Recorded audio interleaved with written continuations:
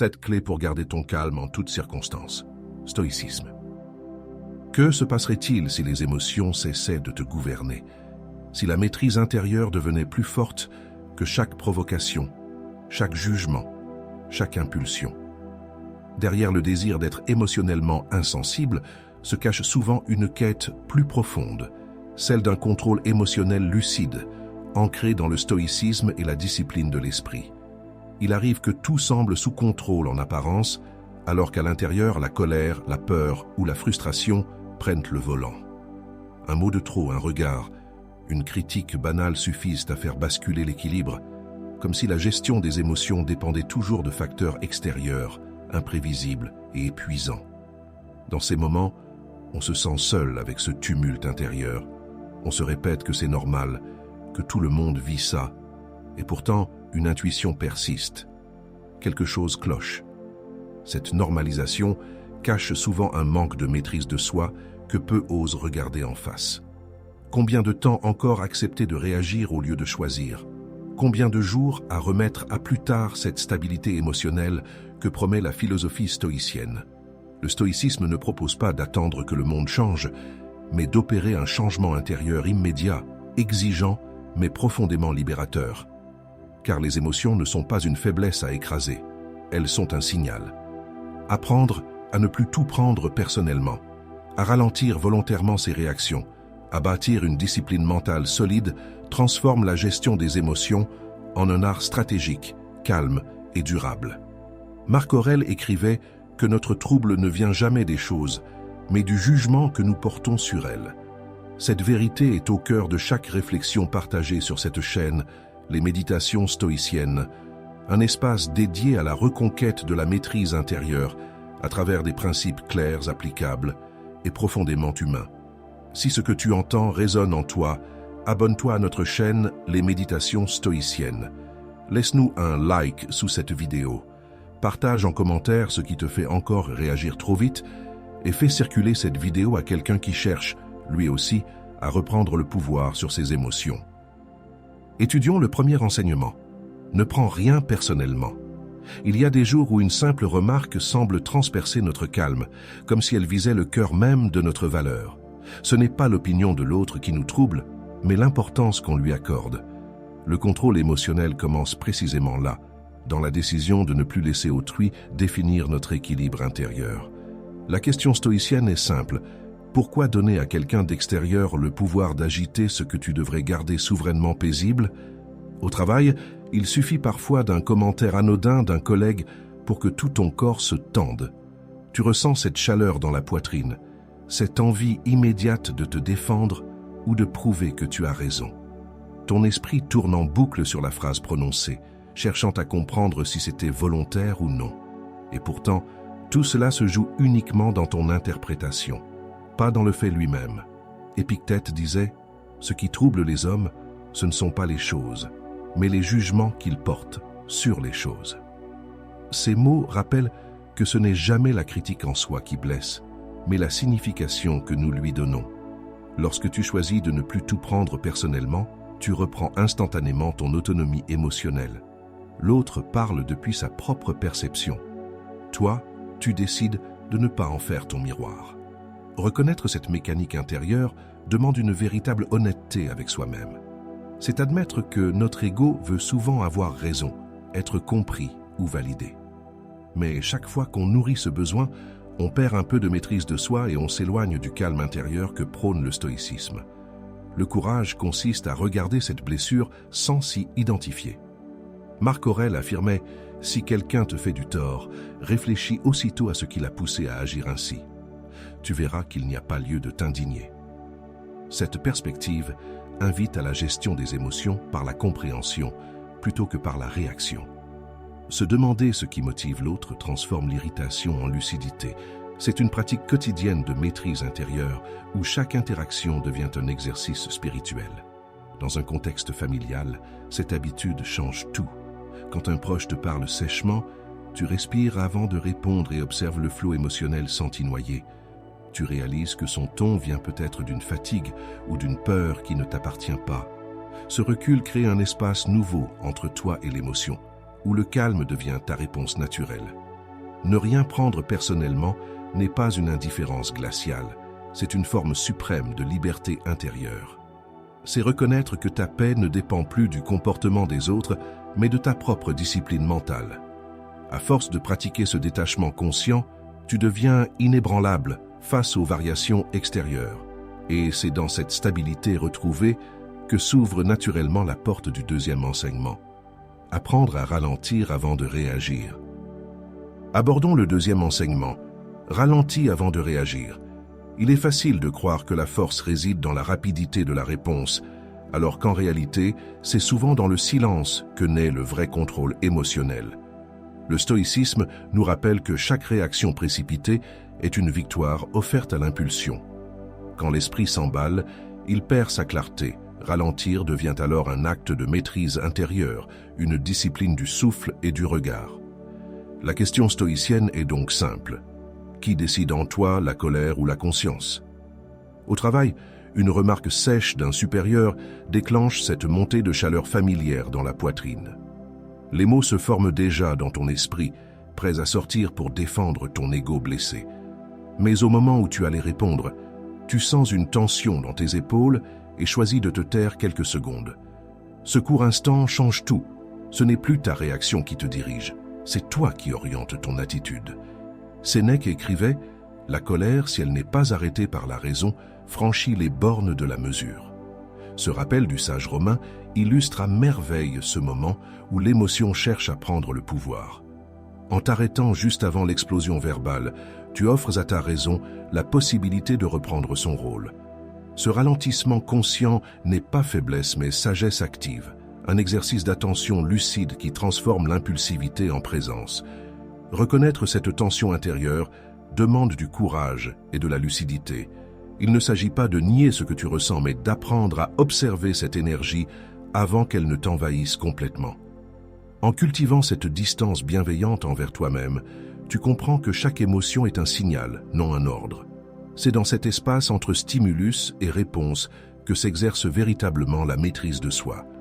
Marc Aurèle enseignait « Quand tu es sur le point de te fâcher, souviens-toi que les choses extérieures n'ont aucun pouvoir sur ton âme. » Pratiquer cela au quotidien revient à développer une véritable gestion des émotions fondée sur la raison calme plutôt que sur l'instinct immédiat. Ralentir volontairement permet d'éviter les regrets et d'agir avec discernement. Cette habitude forge peu à peu une stabilité intérieure solide, fruit d'une profonde discipline mentale. Dans un contexte familial, cette pratique prend tout son sens. Lorsque ton enfant renverse quelque chose ou qu'un proche élève la voix, tu sens la même impulsion monter, mais choisis consciemment de respirer avant toute parole. Ce simple délai transforme l'atmosphère. Au lieu d'une confrontation tendue, surgit une compréhension silencieuse. Tu découvres qu'en ralentissant ta réaction, tu apaises non seulement ton propre cœur, mais aussi celui des autres. Ralentir avant de réagir est bien plus qu'un conseil comportemental. C'est un art spirituel issu du stoïcisme lui-même. C'est accepter que le calme soit plus fort que la vitesse et que chaque pause consciente devienne un acte de souveraineté sur soi-même. Cette pratique prépare naturellement à l'étape suivante du chemin stoïcien. Apprendre à cesser de se justifier et laisser ses actions parler à sa place. Tournons-nous vers le troisième enseignement. Arrête de te justifier. Se justifier sans cesse épuise l'esprit et affaiblit la maîtrise de soi. Derrière chaque besoin d'explication se cache souvent une peur, celle de décevoir, d'être mal compris ou de perdre l'approbation des autres. Pourtant, le stoïcisme nous enseigne que la paix intérieure naît lorsque l'on cesse de vouloir contrôler l'opinion d'autrui. La véritable question devient alors: pourquoi laisser ton équilibre dépendre du regard des autres plutôt que de ta propre conviction? Au travail, tu présentes une idée lors d'une réunion et à la première remarque sceptique, tu sens cette tension dans ton ventre. Tu t'empresses d'ajouter des arguments, d'adoucir tes mots, comme si ton calme dépendait de leur validation. Ton cœur bat plus vite, ta voix se fait hésitante, tu veux prouver que tu as raison, mais tu sens déjà ton énergie se disperser. Ce réflexe est familier à beaucoup, ce besoin instinctif de justification qui grignote peu à peu notre assurance. Épictète disait « Ne cherche pas à paraître sage aux yeux des autres, contente-toi de l'être pour toi-même. Ces mots rappellent que la valeur réelle ne dépend pas du jugement extérieur, mais de la cohérence intérieure. Tant que tu cherches à convaincre plutôt qu'à incarner, tu restes prisonnier du regard d'autrui. En adoptant cette vision stoïcienne, tu découvres que le silence confiant est parfois plus puissant que 1000 explications.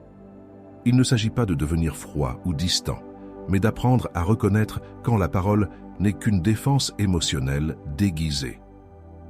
Observer cette envie compulsive de se justifier permet de comprendre combien elle trahit une fragilité cachée. Cette lucidité n'est pas un reproche envers soi, mais un acte de conscience. Admettre son besoin d'approbation, c'est déjà commencer à s'en libérer. C'est ainsi que naît une forme plus profonde de maîtrise intérieure. Sénèque affirmait « Celui qui a confiance en lui-même ne craint pas le jugement des autres ». La pratique quotidienne consiste donc à répondre par la sérénité plutôt que par la défense nerveuse. La véritable gestion des émotions ne réside pas dans les mots ajoutés pour convaincre, mais dans le calme choisi face aux doutes d'autrui. En t'exerçant à ce détachement conscient, tu renforces ta discipline mentale et protèges ton équilibre. Dans un cadre familial, cette habitude change subtilement les relations. Lorsqu'un proche t'accuse injustement ou te reproche quelque chose que tu n'as pas fait, tu sens l'envie immédiate de t'expliquer longuement. Mais cette fois-ci, tu respires et réponds simplement sans chercher à tout clarifier. L'atmosphère s'apaise car ton calme devient contagieux. En cessant de lutter pour être compris, tu choisis enfin la paix plutôt que le contrôle. Arrêter de se justifier n'est pas un renoncement, mais une affirmation silencieuse de ta solidité intérieure. C'est comprendre que tes actions parleront toujours mieux que tes paroles, et qu'aucune explication ne vaut la tranquillité d'un esprit maître de lui-même. Cette étape te prépare naturellement au 4e enseignement. Apprendre à protéger ta paix intérieure contre tout ce qui pourrait troubler ton équilibre émotionnel. Méditons sur le 4e enseignement. Protège ta paix intérieure. Protéger sa paix intérieure, c'est apprendre à ne plus livrer son esprit à chaque émotion passagère. Le stoïcisme enseigne que la vraie force n'est pas d'éviter les tempêtes, mais de rester calme quand elles surgissent. Le contrôle émotionnel n'est pas un mur froid, c'est une présence lucide qui refuse la dispersion. La question stoïcienne devient alors « Comment préserver ce centre paisible lorsque tout autour semble vouloir te tirer hors de toi ?» Dans un contexte familial, il suffit parfois d'une remarque blessante d'un proche pour sentir ton calme se fissurer. Une tension monte dans ta gorge, tes épaules se crispent et ton esprit cherche déjà à répondre ou se défendre. Tu ressens l'envie de prouver que tu as raison, comme si ton équilibre dépendait de cette victoire verbale. Et pourtant, au fond, tu sais que céder à cette impulsion t'éloigne du silence tranquille que tu cherches à cultiver. Sénèque disait « Celui qui se trouble pour des choses extérieures abandonne sa liberté ». Cette phrase révèle que chaque fois que tu laisses une parole te blesser, tu remets ton pouvoir intérieur entre les mains d'autrui. Le sage romain nous invite ici à transformer nos réactions en observation silencieuse, voir l'émotion venir sans s'y identifier. En pratiquant cela, tu découvres que la vraie maîtrise de soi commence là où l'on cesse de combattre inutilement le monde extérieur. Reconnaître qu'on perd parfois son calme ne signifie pas échouer. C'est simplement constater qu'on a encore des zones vulnérables. Accepter cette réalité avec douceur ouvre la porte à une gestion des émotions plus consciente. Il ne s'agit pas d'éteindre ses ressentis, mais d'apprendre à respirer au lieu de réagir. Cette lucidité bienveillante devient la première pierre d'une forteresse intérieure que rien ne peut vraiment ébranler. Épictète expliquait « N'attends pas que les événements arrivent comme tu le veux. Décide de vouloir ce qui arrive et ta vie sera paisible. » Cette orientation simple mais exigeante montre que protéger sa paix consiste avant tout à changer son regard plutôt que le monde.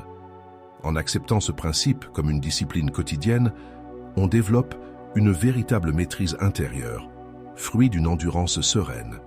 C'est une pratique concrète où chaque contrariété devient un entraînement à la stabilité. Dans les transports, cette habitude prend un visage inattendu. Coincé dans un embouteillage ou serré dans un wagon bondé, tu sens ton irritation monter. mais au lieu de t'emporter, tu observes simplement le mouvement de ton souffle. Peu à peu, l'agacement s'efface et laisse place à un calme presque joyeux. Rien n'a changé dehors, mais tout s'est apaisé dedans. Ce contraste révèle la puissance réelle de ta transformation intérieure. Protéger sa paix intérieure n'est donc pas fuir le monde, mais apprendre à y demeurer en paix malgré ses chaos. C'est faire du silence mental une armure souple et légère qui t'accompagne partout. À mesure que cette habitude s'ancre, tu comprends qu'aucune provocation ne mérite ton énergie sacrée. Cette conscience prépare naturellement au prochain enseignement stoïcien. Apprendre à transformer ses pensées plutôt que ses émotions pour consolider durablement cet état de sérénité profonde. Découvrons le 5e enseignement. Change tes pensées, pas tes émotions. Il est naturel de vouloir calmer une émotion inconfortable, mais le stoïcisme rappelle que la paix ne se trouve pas dans la lutte contre ce que l'on ressent. Chercher à étouffer la colère ou la peur revient souvent à les renforcer. La véritable maîtrise intérieure naît lorsqu'on s'intéresse non plus à l'émotion elle-même, mais à la pensée qui l'a déclenchée. La question stoïcienne est donc: et si tu apprenais à penser différemment plutôt qu'à te sentir autrement? Au travail, tu reçois un message sec d'un collègue et ton esprit s'enflamme aussitôt. Il me manque de respect. Ton cœur s'accélère, ta mâchoire se crispe et tu sens monter une irritation familière. Pourtant, en t'arrêtant un instant, tu réalises que cette phrase n'est peut-être qu'une interprétation, pas une réalité. Ce moment où tu interroges ta pensée change déjà ton état intérieur. Sénèque disait: « Ce n'est pas parce que les choses sont difficiles que nous n'osons pas, c'est parce que nous n'osons pas qu'elles sont difficiles. » Cette phrase éclaire le lien direct entre nos jugements et nos émotions. Lorsque tu penses qu'une situation est hostile ou injuste, ton corps réagit comme si elle l'était vraiment. En corrigeant ton raisonnement plutôt que ton ressenti, tu exerces un contrôle émotionnel authentique, celui de la perception avant celui du comportement. Reconnaître ce mécanisme demande de l'humilité et de la curiosité envers soi-même. C'est accepter que nos pensées ne soient pas toujours fiables et qu'elles colorent le monde selon nos peurs ou nos attentes. Cette lucidité n'annule pas l'émotion, elle la replace dans son contexte réel. Et c'est là que commence la vraie discipline du mental. Observer sans juger pour comprendre sans souffrir inutilement. Marc Aurèle affirmait: « L'âme prend la couleur de ses pensées. » Si tu veux retrouver le calme, il ne suffit donc pas d'apaiser ce trouble passager, mais de purifier ton regard sur les choses. Chaque fois qu'une émotion monte, demande-toi quelle idée cachée lui donne sa force. En reformulant cette idée avec bienveillance, tu engages une nouvelle gestion des émotions fondée sur la raison et non sur l'instinct. Dans un contexte familial, cette pratique devient libératrice. Quand un proche te parle durement, au lieu d'interpréter cela comme un manque d'amour, tu choisis de voir peut-être une fatigue ou une maladresse. Ce simple changement d'interprétation dissout instantanément la tension et fait renaître la compréhension. Tu constates alors que ton apaisement dépendait moins des mots reçus que du sens que tu leur donnais.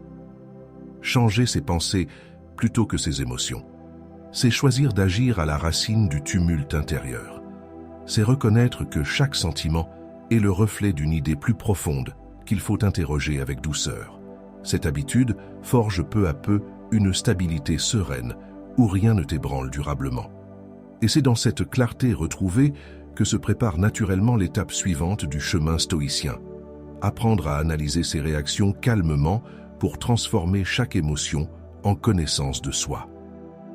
Examinons le 6e enseignement. Analyse tes réactions calmement. Observer ces réactions sans les juger est l'un des exercices les plus puissants du stoïcisme. Trop souvent, nous croyons que nos colères ou nos peurs surgissent sans raison, alors qu'elles révèlent simplement nos pensées cachées.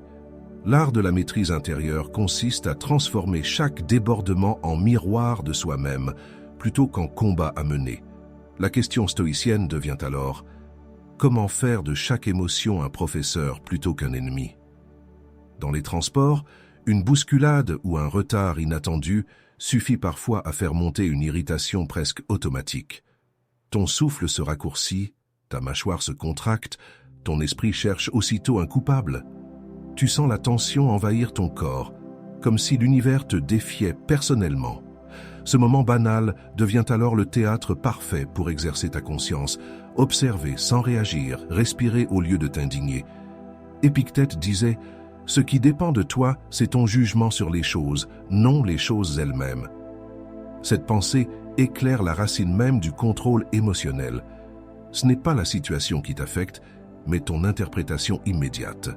En ramenant ton attention sur ce que tu peux réellement diriger, ta perception, tu reprends instantanément ton pouvoir intérieur.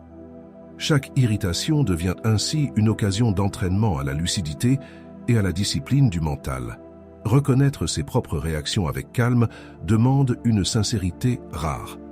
C'est accepter que même dans un esprit entraîné, subsistent des zones d'ombre et d'automatisme.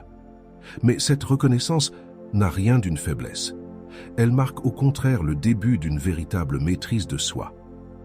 En observant sans culpabilité ce tumulte intérieur, tu transformes l'émotion en connaissance et la réactivité en clarté. Sénèque affirmait « Celui qui s'examine lui-même ne sera jamais trompé par ses passions ». Cette phrase résume la pratique quotidienne de la gestion des émotions selon les sages anciens. Regarder sans fuir, comprendre avant d'agir. Lorsque tu prends le temps d'analyser tes élans avec douceur, tu vois leur origine et tu découvres qu'ils perdent déjà leur emprise. C'est ainsi que naît le calme véritable, celui qui ne dépend plus des circonstances.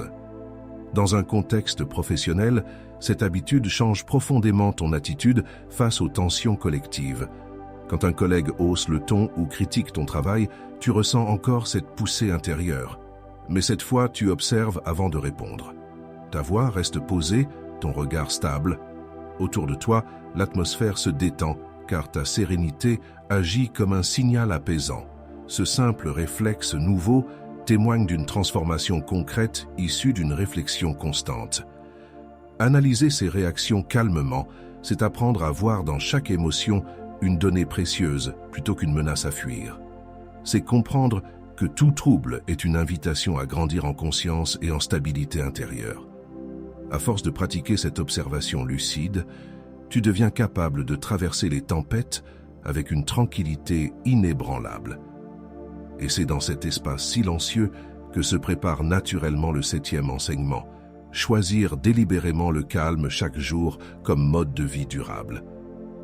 Retenons le 7e enseignement, choisis le calme chaque jour.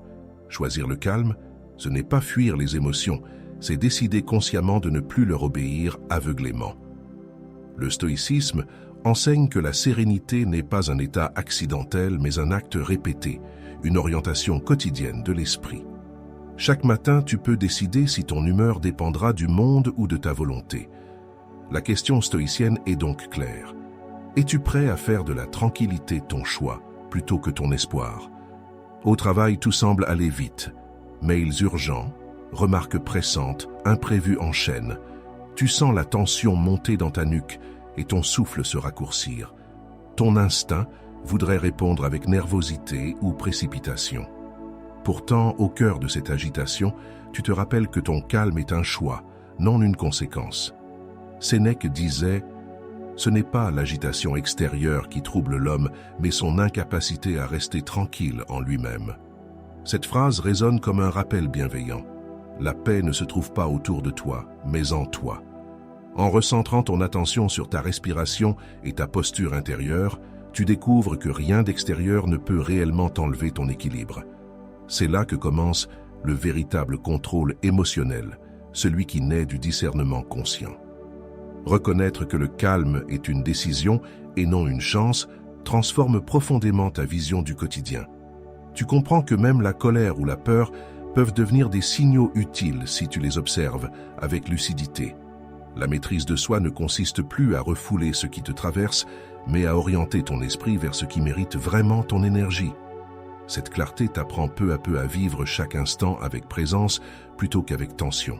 Marc Aurèle enseignait « L'âme demeure invincible lorsqu'elle refuse de s'agiter pour ce qu'elle ne peut changer. » Ces mots ouvrent la voie d'une pratique simple mais exigeante.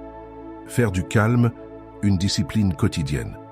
En cultivant cette attitude volontaire, tu développes naturellement une meilleure gestion des émotions, une stabilité qui résiste aux provocations du monde. Le calme devient alors un entraînement spirituel aussi concret qu'un exercice physique. Dans un cadre familial, cette habitude crée une atmosphère nouvelle. Lorsqu'un proche s'énerve ou qu'une discussion dégénère, tu ressens encore la montée d'émotions.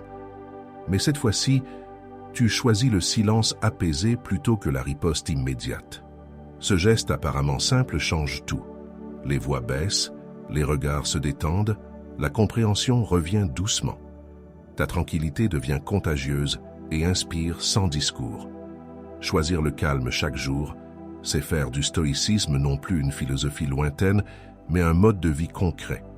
C'est comprendre que chaque moment offre l'occasion de reprendre possession de toi-même par la conscience et la discipline intérieure. À force de pratiquer cette présence paisible, tu découvres qu'aucune situation ne mérite plus ton désordre intérieur. Et c'est ainsi que se clôt ce parcours, par la certitude tranquille que la paix n'attend pas demain, elle commence maintenant. Le chemin parcouru à travers ces 7 habitudes stoïciennes révèle la profondeur de ta transformation intérieure. Tu as appris que le véritable pouvoir ne réside pas dans la suppression des émotions, mais dans leur compréhension lucide et leur intégration consciente. Grâce au stoïcisme, tu découvres que la maîtrise de soi est un art d'équilibre entre la raison et la sensibilité, une discipline quotidienne qui t'ancre dans le réel. Chaque épreuve rencontrée devient ainsi un terrain d'entraînement pour ton discernement, accepter ce qui ne dépend pas de toi, agir sur ce que tu peux transformer avec présence et sagesse. Ce parcours n'est pas une victoire éclatante, mais une clarté tranquille qui s'installe peu à peu dans ton esprit. Désormais, ta nouvelle réalité se vit dans cette sérénité silencieuse où chaque émotion devient une alliée plutôt qu'une ennemie. Marc Aurèle nous rappelle « Ce qui trouble ta vie, ce n'est pas ce qui t'arrive, mais l'opinion que tu t'en fais. » En incarnant cette maxime, tu expérimentes les fruits concrets du détachement. Paix intérieure, stabilité face aux tempêtes et liberté vis-à-vis des jugements extérieurs. Le contrôle émotionnel devient alors une forme de vertu pratique. Il ne te sépare plus du monde, il t'y relie avec plus de clarté et d'indépendance. C'est cela la vraie gestion des émotions. Agir en accord avec ta nature rationnelle, sans être emporté par tes impressions passagères. Si cette voix résonne en toi, rejoins notre communauté sur les méditations stoïciennes pour poursuivre ensemble cette quête de maîtrise intérieure. Chaque abonnement devient un engagement silencieux sur le chemin du calme conscient. Chaque like ou commentaire, un acte de bienveillance partagé entre praticiens du stoïcisme moderne. Ici, il ne s'agit pas de consommer des idées, mais de les vivre jour après jour dans la discipline et la lucidité. Ensemble, nous cultivons cet art rare, celui de transformer nos réactions en sagesse et nos émotions en connaissance de soi profonde. Souviens-toi enfin que la sagesse n'est jamais un sommet atteint, mais un mouvement continu vers plus de présence et d'équanimité. Le stoïcisme n'est pas une théorie à comprendre, mais une manière d'être à incarner chaque jour. Continue simplement à observer, à respirer et à choisir consciemment ton calme, car c'est ainsi que naît la liberté véritable, celle d'un esprit maître de lui-même au cœur du monde changeant.